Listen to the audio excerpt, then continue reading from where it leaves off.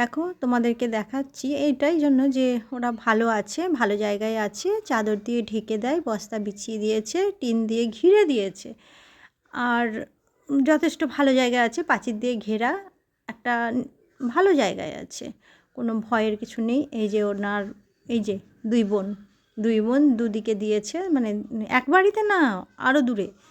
তো ও এসছে, খাচ্ছে, খাবার সবসময় দিয়ে থাকে, আর প্রাচীরে উঠেছে বলে ওর একটু হিংসা হচ্ছে যে পাঁচিরে এসছিস। ওর বাচ্চা যা হয় আর কি, যে যার বাচ্চা নিয়ে ব্যস্ত।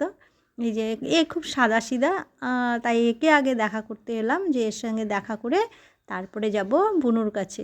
দুজনেই খুবই ভালো স্ট্রিট ডগ, মানে কি বলবো, এদের তো চাদর টাদর দিয়ে ঢেকে দেয়। দেখো বাচ্চাগুলো নাদুস নুদুস হয়েছে, আর চোখ ফোটেনি, ফুটেছে, এর চোখ ফুটেছে, কানের ফোটেনি। এই দেখো পিছনে পিছনে চলে এসছে, এবার ঝগড়া করবে, কত কী করবে, কারণ ও এসছে বলে একটু তো হিংসা হবে। দেখো ঝগড়া শুরু করে দিয়েছে, আর এইটা অন্য বাড়ি, আর একটু বেশ দূরে আছে, তো পিছনে পিছনে এসছে।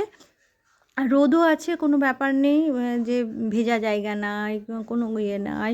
দেখো রাস্তার পাশেই আছে কিন্তু, আর একদম গেটের ভেতরে, আর খুবই ভালো অবস্থাতেই আছে। এরকম কটা থাকে বলো, আর কে বা যত্ন করে। তবে খাবার দাবারেরও অসুবিধা নেই, থাকার জায়গারও এদের অসুবিধা নেই।